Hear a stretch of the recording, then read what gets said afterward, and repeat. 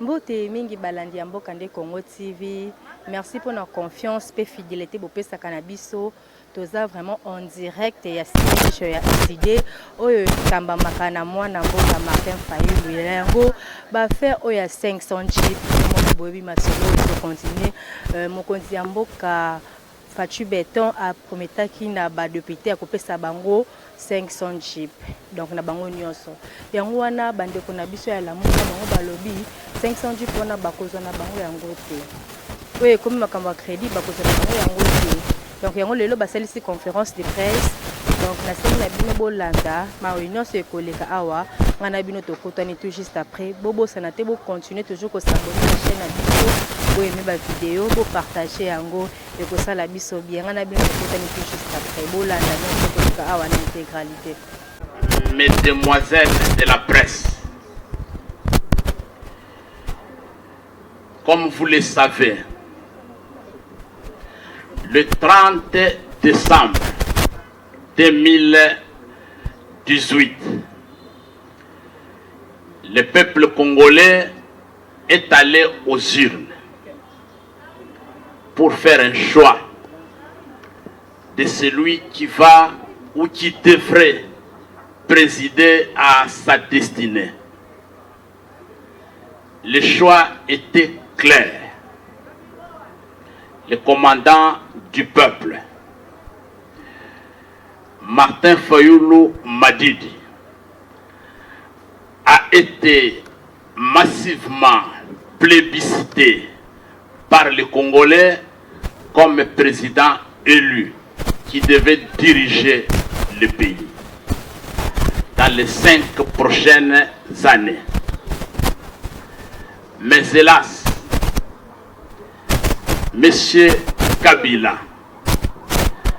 avec sa bande, en ont décidé autrement. Ils ont préféré Monsieur Antoine Félix Tshilombo, qui n'avait pas gagné l'élection présidentielle. Ils ont préféré Monsieur Antoine Félix Tshilombo, disais-je, au choix du peuple. Et depuis lors, nous avions levé l'option en tant que parti SID d'envoyer nos élus à l'Assemblée nationale comme les gardiens du temple de la démocratie, comme les surveillants des fraudeurs, des corrupteurs et des corrompus. Et c'est à ce titre que vous nous voyez ici. Je suis au milieu des députés SID qui ont été élus sous la belle dynamique de l'opposition à l'époque et aujourd'hui dynamique pour la vérité des urnes. Vous avez à ma gauche l'honorable Adosse Ndombasi, député élu, cadre de l'ESID. Il est le secrétaire exécutif de l'ESID dans le district de la Funa, qui est en même temps sa circonscription électorale. Je demande à l'honorable Adosse Ndombasi de se tenir debout pour que la presse le voie. Le secrétaire exécutif de l'ESID pour le compte de la province du Nord Kivu, l'honorable Jean-Baptiste Kassekwa. Il est élu député national dans la circonscription de Goma. Je lui demande aussi de se tenir debout. À ma droite, nous avons l'honorable Charlotte Massiala, qui dirige notre parti en qualité de secrétaire exécutif provincial à la Lukunga, aussi sa circonscription électorale. Madame Charlotte, honorable, vous pouvez vous tenir debout. Voilà, il y a un député SID qui est en déplacement dans sa circonscription. Il s'agit de l'honorable Bosco Mambo. Il est secrétaire exécutif de notre parti pour les comptes de la province du Kwilu et il est élu député national dans la circonscription de Bagata. Donc, il est en déplacement au moment où nous tenons cette conférence. Il se trouve à Wamba, dans la cité de Fatundu, territoire de Bagata, sa circonscription électorale. Voilà, chers amis, ce sont les 4 députés nationaux qui sont restés fidèles au combat, à la vision de notre parti et du commandant du peuple Martin Fayulu Madidi. Mais pourquoi nous sommes ici? Je venais de vous dire que nos députés ont été mandatés par la hiérarchie de notre parti avec mission de surveillance, avec mission de gardien du temple de la démocratie. Les surveillants des corrupteurs et des corrompus dans cette Assemblée nationale remplie de députés que M.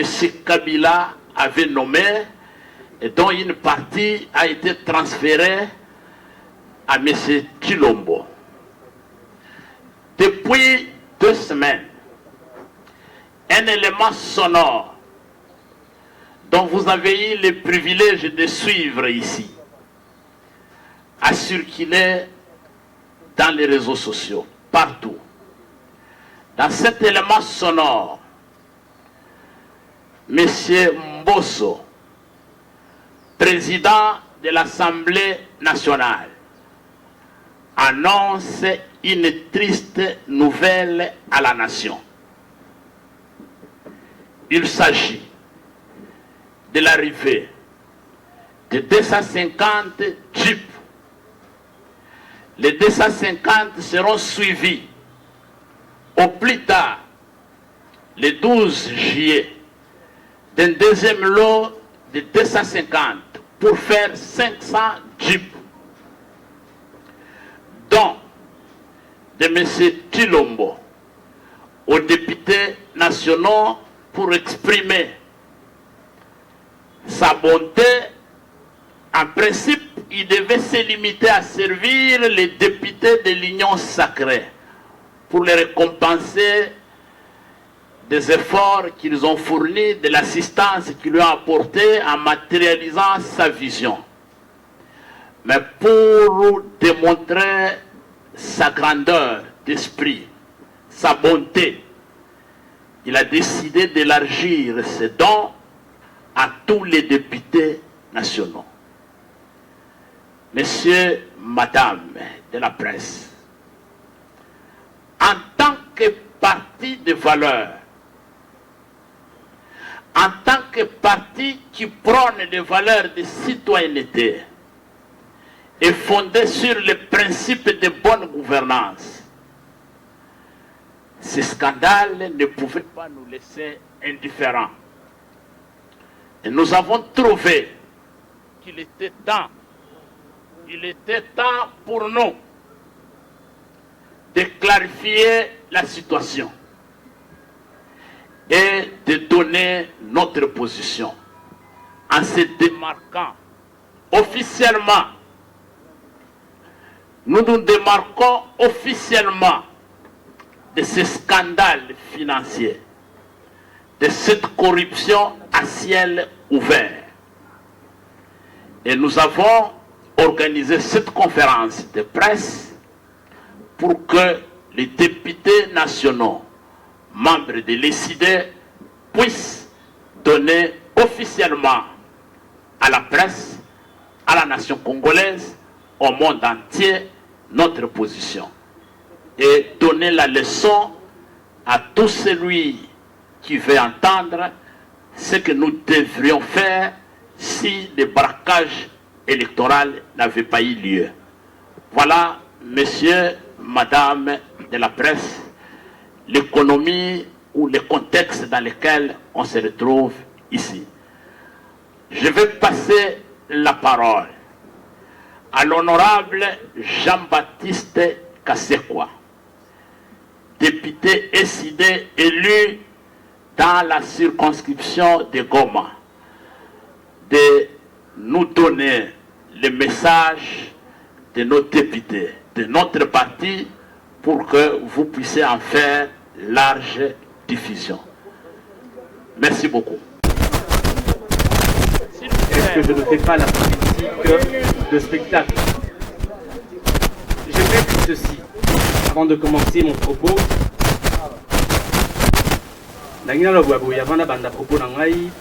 Selon ONG Transparency International, sur 54 pays africains les plus corrompus au monde, la RDC est positionnée en 49e position. Ezali Soni Mingi. Vous devez savoir que Moutouna Moutou, soit à côté politique, Azana ba vision naïe. Azali na ambition naïe.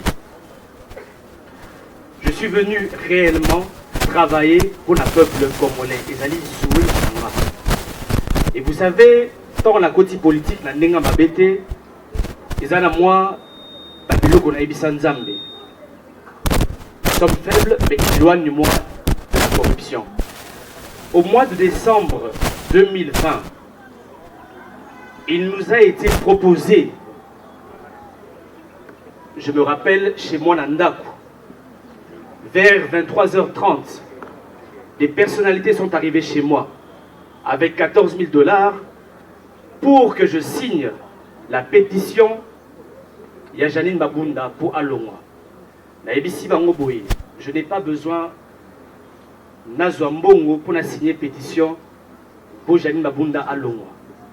Elle fait mal son travail, je le signerai de manière gratuite.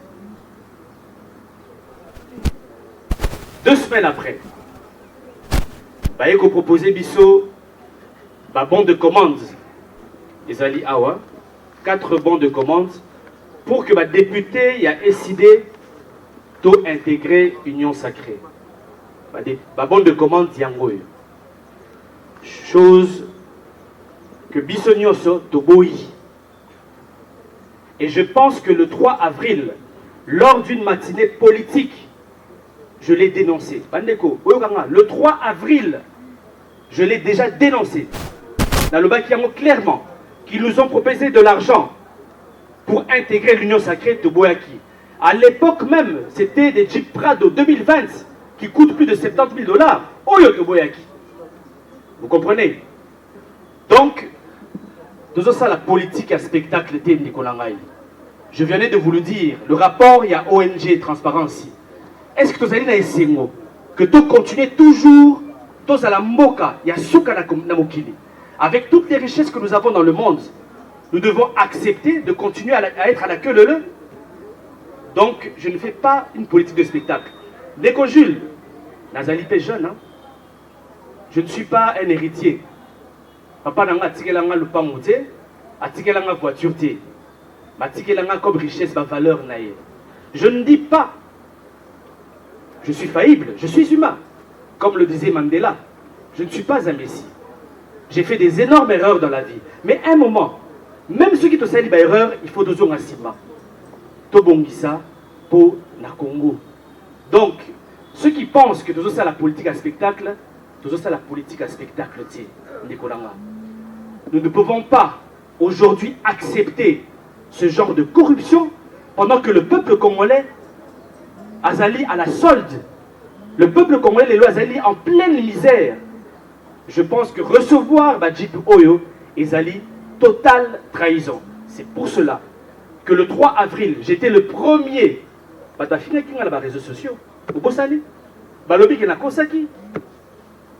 Et je vous le dis encore que Tokozwa Mbongwanate, Tokozwa Badjip Nabangote. Voilà.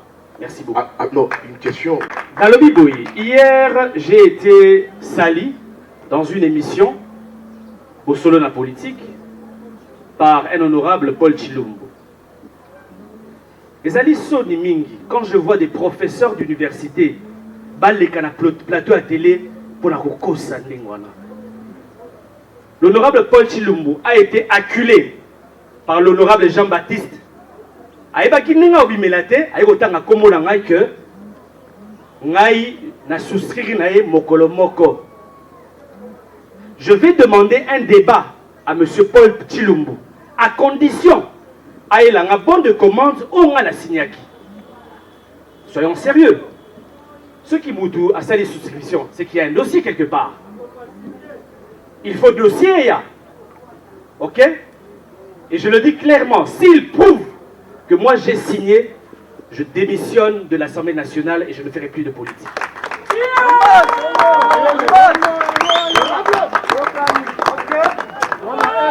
Ce n'est pas sérieux d'avoir des profs d'université qui sont là à faire du djalelisme, à défendre le mal.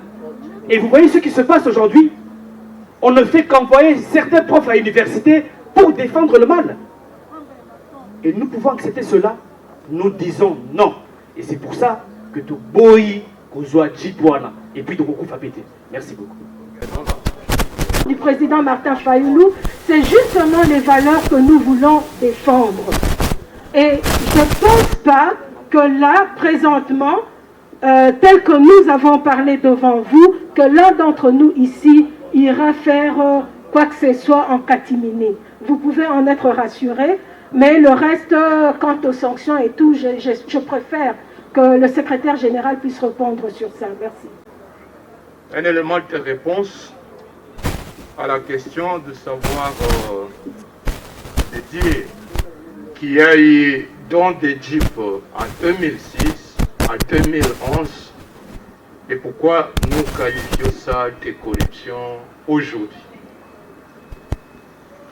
Et cette confusion a été sémée à l'opinion par une des communications contradictoires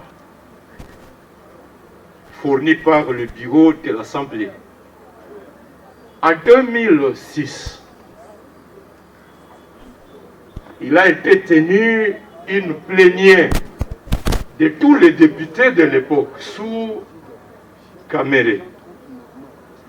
Et il a été demandé à chacun, étant donné qu'ils étaient en début de plénière, que ceux qui avaient besoin de voitures pour leur déplacement, qu'une offre était donnée par le fournisseur CFAO, et qu'à ce titre, chaque député qui en avait besoin était invité à souscrire et accepter que, progressivement, le montant pour la paye de la facture de cette voiture serait retenu de son salaire jusqu'à épurer le montant total. De la même manière que cela se fait avec les professeurs d'université qui ont souscrit pour des jeeps et qui payent au moyen de leur salaire. Tel n'est pas le cas aujourd'hui. Il n'y a jamais eu une seule plénière au cours de laquelle la soumission des jeeps a été annoncée. Au contraire, comme vient de le dire mon collègue Altos, les formulaires que voici ont été annoncés, présentés.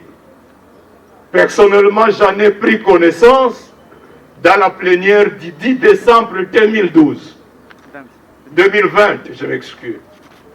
J'avais déjà rejeté l'offre pour la signature à contrepartie de la signature de la pétition de déchéance.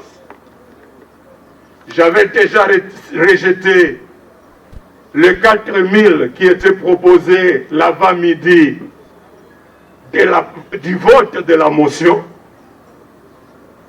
Et lorsque je suis arrivé dans la salle, à différentes reprises, 4 collègues m'abordent pour dire « Honorable, voici la consigne des votes. Lorsque vous allez voter, zwa photo na téléphone na yo, photo ya bulletin de vote, yaolakisa bulletin wana na cellule na biso, et à contrepartie, bakopesa yo formulaire pour compléter pour na Jeep na yo TXL 2020. J'ai dit à ceux qui me le proposaient que j'ai fait un vœu à Dieu. Je suis chrétien. Que je pourrais ne pas réussir beaucoup de questions à l'Assemblée nationale. Mais je voudrais gagner au moins une chose. Je voudrais qu'à la fin de mon mandat, je ne puisse pas avoir honte de prêcher l'évangile. Parce que je suis chrétien. Et donc j'ai rejeté cette fiche. Quelqu'un posait la question, mais vous rejetez si ces fiches, si ces jeeps vous étaient présentés à Katimini. C'était à Katimini que ces fiches, ces formulaires, ces demandes, bon, de comment nous étaient présentés à Katimini. C'était à Katimini quelques sommes d'argent nous étaient présentées pour apporter nos signatures à ces pétitions. Et nous les avons rejetées publiquement. En 2011, il y a eu une autre opération différente de celle de 2006.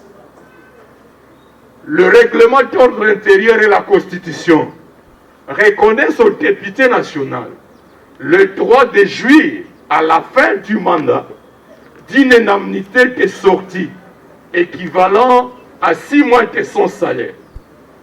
En 2011, sous la présidence d'Obé Minakou, il a tenu une plénière à l'intention des députés pour les informer que le gouvernement n'avait pas de fonds en espèces et qu'à contrepartie de ces indemnités de sortie, il leur proposait de prendre des véhicules chez le fournisseur CFAO. Il était question donc pour chacun de souscrire. Ceux-là qui ne voulaient pas de voiture ont demandé aux fournisseurs de leur donner le montant équivalent à la voiture, le 36 000, je pense qu'on me disait que c'était 36 000 à l'époque, et les fournisseurs auraient opéré une retenue. Lorsque vous ne voulez pas de la Jeep, le fournisseur dit en espèces, je vous donne 30 000. Vous acceptez de perdre 6 000. Si vous voulez de la Jeep, c'était aussi de la mafia. Mais au moins, c'était une procédure régulièrement établie. Ce qui n'est pas le cas ici, chers amis. Il n'y a jamais eu une proposition de ce genre. Enfin, comme nous l'avons dit, l'un des membres du bureau a dit que ce Jeep aurait été payé au moyen des frais de fonctionnement alloués à l'Assemblée nationale par le gouvernement. Le budget de l'Assemblée nationale est voté en séance plénière chaque année au cours de la session de mars. Le budget qui est en exécution cette année 2021, nous l'avons voté au cours de la session de mars 2020. Aucune ligne budgétaire de ce budget-là n'a prévu l'achat de chips aux députés. Il est donc clair que le bureau de l'Assemblée tente de construire un mensonge pour camoufler le scandale de corruption que nous avons dénoncé publiquement. Merci.